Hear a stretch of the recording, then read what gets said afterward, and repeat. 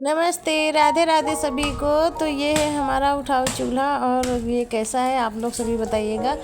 तो यहाँ पे हमारा बेटा हमारी मदद करा रहा है, तो चलते बनाते हैं। नमस्ते दोस्तों, आज हम बनाने जा रहे हैं मिट्टी का चूल्हा। तो उठाओ चूल्हा बनाएंगे। तो ये हमने तसला ले लिया। ये मिट्टी, ये एक प्रकार की तालाब की चिकनी मिट्टी होती है। ये देखिए बहुत चिकनी होती है। तो इसी का इस्तेमाल किया जाता है। और इसमें डालने के लिए ये गेहूं का भूसा लिया है। तो इसको पहले हम कस के गूँथ लेते हैं। बहुत अच्छे से मसल के इसको ऐसे गूँथना होता है, ताकि इसमें कोई भी मोटी कंकड़ ना बचे, जो मिट्टी का होता है। तो यहाँ पर हमने जो मिट्टी गीली की है उसको अच्छे से मसलना है। ये गेहूं का भूसा होता है जो गाय भैंस को खाने के लिए दिया जाता है, उसको डाल के हमको अच्छे से मसलना है जब तक कि ये मुलायम ना हो जाए, क्योंकि ये चिकनी ऑलरेडी होती है तो थोड़ी टाइट होती है, तो उसको अच्छे से गूंदना रहता है और नरम करना होता है। और इसमें थोड़ा सा अभी भूसे की हमें और आवश्यकता थी, क्योंकि जो है अगर भूसा नहीं डालेंगे तो ये जब जलेगा तो चिटक जाएगा, और चिटकने के बाद फिर टूट जाता है जल्दी। जो मिट्टी, क्योंकि मिट्टी का ही होता है, इसमें हम कुछ भी यूज़ नहीं कर रहे हैं, ना तो कोई लकड़ी का इस्तेमाल कर रहे हैं, ना ही कोई क्या बोलते हैं सरिया वगैरह का इस्तेमाल कर रहे हैं। तो यहाँ पर पहले हम बेस तैयार कर लेते हैं। सबसे पहले हमने नीचे थोड़ी सी मिट्टी डाल के उस पर से बालू डाल दिया। अच्छा, बालू डालने का एक ये रीज़न होता है, वैसे तो मिट्टी डालते हैं लेकिन अब इस बार बालू डाल रहे हैं। ये एक रीज़न ये होता है कि जब बालू सूख जाती तो थोड़ा सा चूल्हा जो हमारा वजन में होता है ना, तो हल्का हो जाता है। तो यहाँ पर भाई हमने शुरुआत किया तो राम जी का नाम ले लिया, श्री राम जी का। और यहाँ पर पहले राउंड एक निशान लगा लेते हैं, उसके बाद हम मिट्टी रखना उसी पे शुरू करेंगे।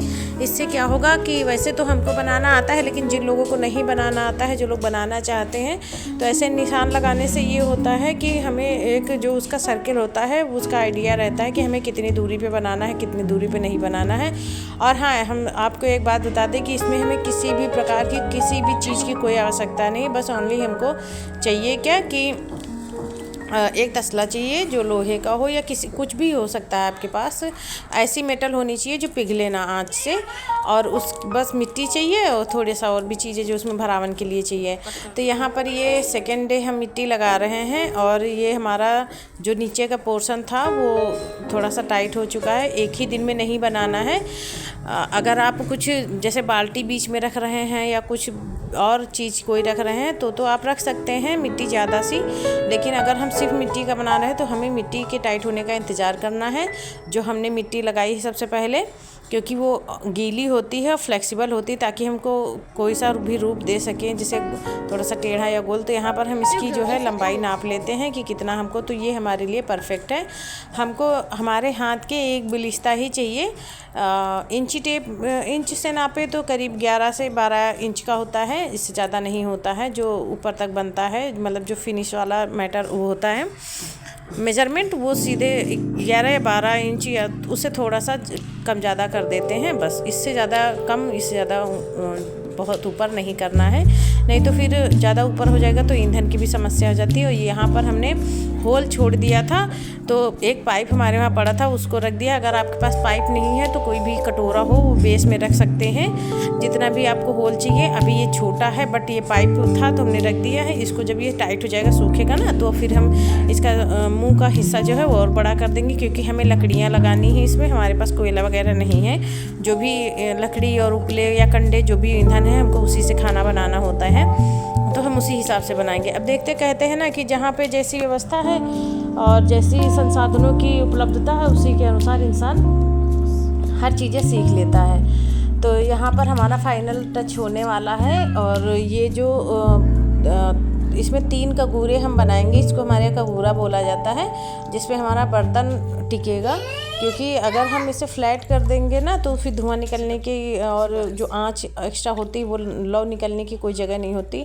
तो पहले तो हम पानी से लेकर के किनारे अच्छे से वो बराबर कर देंगे। अच्छा, पानी इसलिए लेते हैं ना कि ये मिट्टी चिपकती बहुत है हाथों में। अगर हम पानी नहीं हाथ में लगाएंगे तो ये हमारा पूरा का पूरा फैल जाएगा, और ये बहुत ही टिकाऊ रहता है, काफ़ी लंबे समय तक चलता है। अगर इसमें कोई धक्का न मारे या एक्स्ट्रा फोर्स से तोड़ा ना जाए तो ये अपने मन से नहीं टूटता है। और यहाँ पर ये हमने कगूरे बना दिए हैं, तो हम उसी हिसाब से इसको फाइनल टच देंगे और ये हमारा बनके रेडी हो गया है। तो आप लोगों को कैसा लगा ज़रूर बताइएगा। और अभी आगे बाकी है भाई, आप जा कहाँ रहे हैं। तो ये है इसका मतलब हमने मिट्टी का पानी लगा करके मिट्टी को एकदम चिकना कर दिया है, क्योंकि अब ये पूरा का पूरा तैयार हो गया है। तो पानी लगाना बहुत ही ज़रूरी है। और आप देख सकते हैं कि ये एकदम चिकना हो चुका। तो यहाँ पर हमारा ये चूल्हा टाइट हो चुका है। अब बारी आती है इसका मुंह बड़ा करने की। ये मेरा बेटा शैतानी कर रहा है। तो हम पहले नाप लेते हैं कि हमको कितना चौड़ा चाहिए मुंह उसका, तो हम उसी हिसाब से मिट्टी, क्योंकि अब ये नरम मिट्टी है, अगर देखिए कितनी चिकनी है ना, तो इससे जो क्ले पॉट वगैरह बनते हैं मिट्टी के बर्तन, तो इसी मिट्टी से बनते हैं। ये हमारे वहाँ तालाब में पाई जाती है। और अब तो कोई तालाब से नहीं इतना निकाल के लाता है, नहीं निकालने देते हैं। तो थोड़ा सा जो, क्योंकि इस मिट्टी के जो बर्तन होते हैं ना वो काफ़ी लंबे समय तक चलते हैं। अब चाहे वो मटका हो या फिर तवा वगैरह जो आजकल बनते हैं, जो भी बर्तन मिट्टी के बन रहे हैं, वो तो हम लोग क्या वैसे मटका ज़्यादा इस्तेमाल होता था। तो काफ़ी पुराने समय से मटका रखे हुए हैं। और हमारे यहाँ चूल्हा इसी से ही बनता है। शादी ब्याह में भी जो चूल्हा बनते हैं वो भी इसी मिट्टी से बनते हैं। तो ये मैंने पापा से कह करके मिट्टी मंगवाई हुई थी। और बहुत तो ज़्यादा नहीं बनाना आता, लेकिन हाँ कुछ कुछ हमें बनाना आता है। तो इसमें ईंधन, पता है सबसे अच्छी बात ये है कि इसमें ईंधन कम लगता है।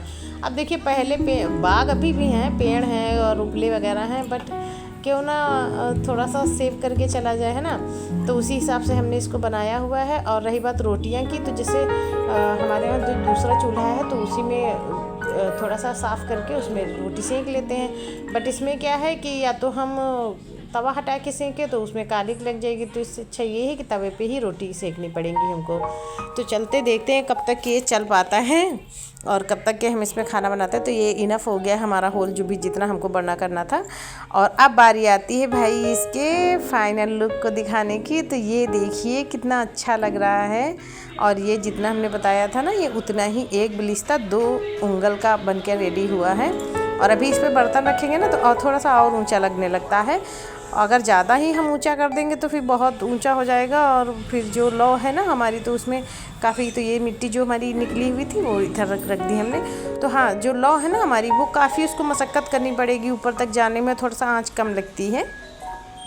तो ये परफेक्ट साइज़ हो गया हमारे लिए। अब आती है इसकी मिट्टी से लिपाई की। तो हम इसको छत पे ले आए हैं और यहाँ पर थोड़ा धूप भी लग जाएगा। तो जो इसी से हमारे यहाँ चौका दिया जाता है, मतलब जो चौका होता है जहाँ पे खाना वगैरह बनता है, तो उसी को इसी मिट्टी से मतलब पुताई उसकी करी जाती है। और गोबर से भी लिपाई करी जाती है, कच्चा जैसे होता है ना, तो गोबर से लिपाई कर दी जाती है। अब ये हमारा चूल्हा है तो इसको हम इसी मिट्टी से इसका फाइनल टच देंगे और पुताई करेंगे। और एक बारी जब इसमें खाना बन जाता है तो एक ही दिन इसमें खाना बनेगा हमारे यहाँ। फिर नेक्स्ट डे इसकी पुनः मतलब राख वगैरह हटा करके और इसमें पुताई करके खाना बनता है। हाँ जी, तो ये उठाओ चूल्हा आप लोगों को कैसा लगा ज़रूर बताइएगा। और यहाँ पर हम जा रहे हैं खाना बनाने। तो भाई हम खाना बना के एंजॉय करते हैं, आप भी एंजॉय करें। तो मिलते हैं नेक्स्ट वीडियो में। राधे राधे।